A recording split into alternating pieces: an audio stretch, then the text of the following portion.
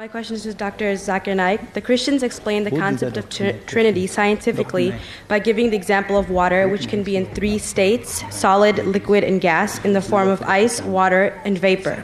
Similarly, one God is a triune God, Father, Son, and Holy Ghost. Is this explanation scientifically correct? Just a comment before I give the answer. We should not tempt God, we should not test God, but here we aren't testing God, we are testing the human being. We should not test God, but here we are testing you, and God promises that any believer who has deadly poison, he will not die. He'll be able to speak in foreign tongues. We aren't testing God, we know God is correct.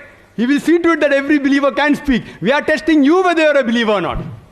Coming to the question of the sister, that there are Christians who say that scientifically we can prove the concept of Trinity, like how water can be in three states, solid, liquid, and gas, like ice, water, and vapor. So similarly, God is in three forms, Father, Son, and Holy Ghost.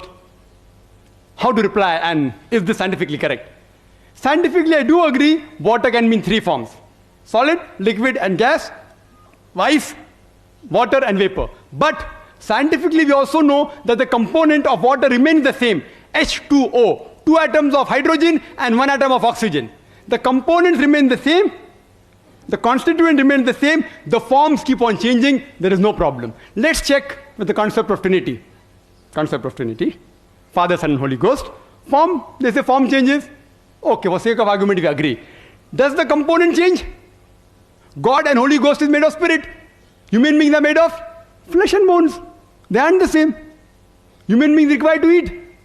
God doesn't require to eat to survive. They aren't the same. And this is testified by Jesus Christ, peace be upon him, himself in the Gospel of Luke, chapter number 24, verse number 36 to 39. He says that, behold my hands and feet, handle me and see, for a spirit has no flesh and bones.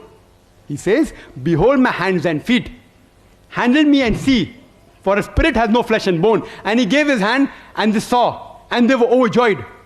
And he said that, do you have any meat to eat? And they gave him broiled fish and a piece of honeycomb. And he ate to prove what? That he was God? To prove that he was not God. He ate. And his flesh and bones. A spirit has got no flesh and bone. This proves that it is scientifically not possible that Father, Son, and Holy Ghost, Father, Jesus Christ, peace be upon Holy Ghost, is Almighty God. And the concept of Trinity, the word Trinity, doesn't exist anywhere in the Bible. The word Trinity is not there in the Bible, but it is there in the Quran. Quran says in Surah Nisa chapter 4 verse 171, it says, وَلَا تَقُولُوا ثَلَاثَةً. Don't say Trinity. إِنْتَوْ خَيْرٌ لَكُمْ. This has stopped, it's better for you. Trinity is also there in Surah Ma'idah chapter number 5, verse number 73, which says, لَقَدْ كَفْرَ الَّذِينَ قَالُوا إِنَّ اللَّهُ ثَالِثُ ثَلَاثَةٍ. They are doing kufr, they are blaspheming. Those who say that Allah is three in one, is a triune God. Jesus Christ, peace be upon him, never said he was God. The concept of Trinity doesn't exist in the Bible. The only verse which is closest to the concept of Trinity is the first epistle of John, chapter number 5, verse number 7, which says, for there are three that bear record in heaven, the Father, the Word, and the Holy Ghost, and these three are one. But if you read the Revised Standard Version, revised by Thaydu scholars, Christian scholars of the highest eminence, backed by 50 different corporate denominations, they say this verse of the Bible, first epistle of John, chapter 5, verse number 7, is an interpolation, is a concoction, is a fabrication. It was thrown out of the Bible. Jesus Christ, peace be upon him, never claimed divinity. There is not a single unequivocal statement in the complete Bible where Jesus Christ, peace be upon him, says, I am God, or where he says, worship me. In fact, if you read the Bible, it is mentioned in the Gospel of John, chapter number 14, verse number 28, he said, my Father is greater than I.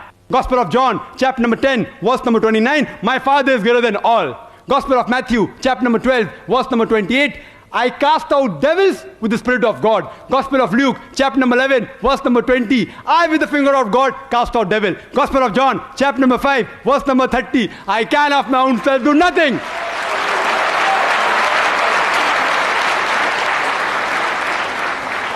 I can of my own self do nothing. As I hear, I judge. And my judgment is just. For I seek not my will, but the will of my Father. Anyone who says not my will, but God's will, he's a Muslim.